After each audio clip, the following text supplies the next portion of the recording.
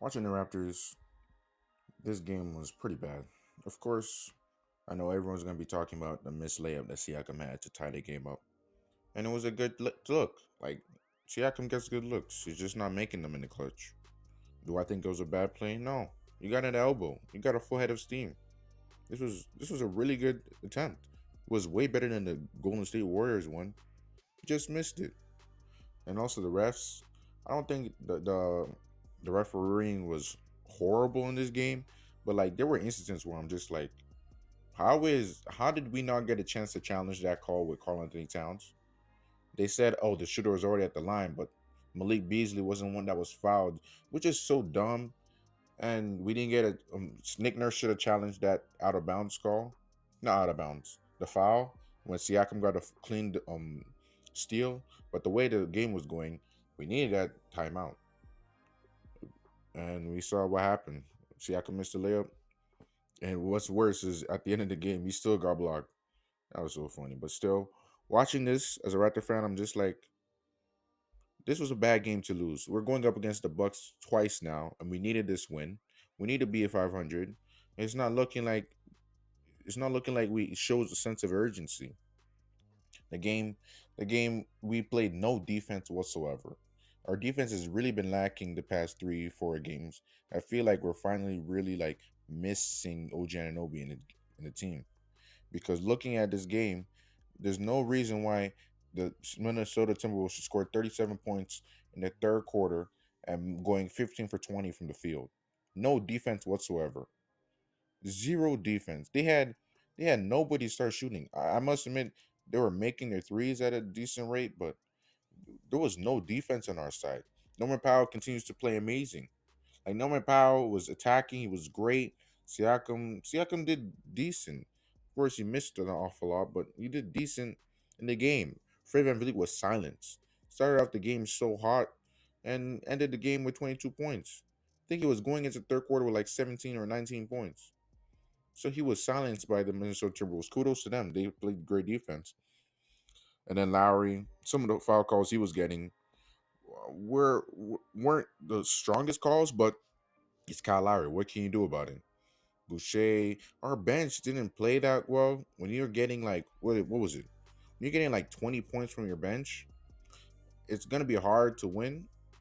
And you see the Minnesota Timberwolves, they were getting points out of everyone. They're getting bench players. Jalen Noel, who is that? We don't know, but he came in and was dropping buckets on us.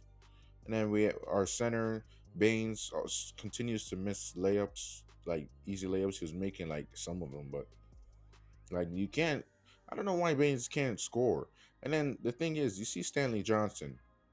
He's great on defense, but I've been saying that he's gives us no offense. And the problem with our bench is not the defense, the offense. And since they don't score, we can't play them as long enough because now we have Kyle Lowry playing 40 minutes just because the bench is not giving us no production. Like our bench is what is it like 15? That's 20 points off the bench. The problem is Norman Powell would normally be on the bench and OG would be starting, but Norman Powell's been playing so good at the starter. I don't know how OG is gonna come back. Should we start OG at center against the Minnesota Timberwolves? I wouldn't like that, but against the Milwaukee Bucks tomorrow, we're gonna have Baines as a guarding Brooke Lopez. You're gonna have I don't know who's gonna be guarding Giannis. I'm guessing OG is gonna come back when we're going against the Bucks. It would be good to see what lineup Nick Nurse goes with because this lineup right now we're too small. That's one thing I know. Our guards are too small. Anthony Edwards was destroying us, just driving in the paint at will. Didn't even care that we were there. And we have Malik Beasley that wasn't missing a damn three. Ricky Rubio hitting 4 threes. What can you do when Ricky Rubio is hitting threes? What can you do? There's nothing you can do.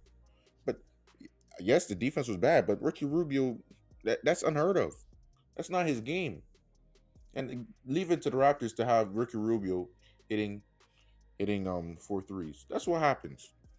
This is another bad loss, man. Another bad loss. We're trying to get to 500. Coming off a bad defensive game with the Celtics when Peyton Pritchard, Semi Ojeley were just splashing threes to now. Like this is just showing precedence that we're not good on defense anymore. defense was our strong suit. Now we're not good on defense. We have to rely on our offense, and when we have no bench points, that's just recipe for failure. And it's going to continue like this until we get some type of production from either our bench or our starters. And right now, we have Aaron Baines isn't giving us that. He isn't giving us Ibaka. When we lose Ibaka and Norman Powell starting, we have no bench.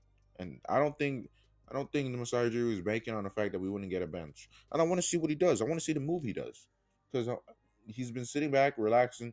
All he did was release Alex Len, but I want to see what else he does. If you like the video, like the video. Raptors are now 12-15. I don't know. We have to tighten up on defense. Well, peace.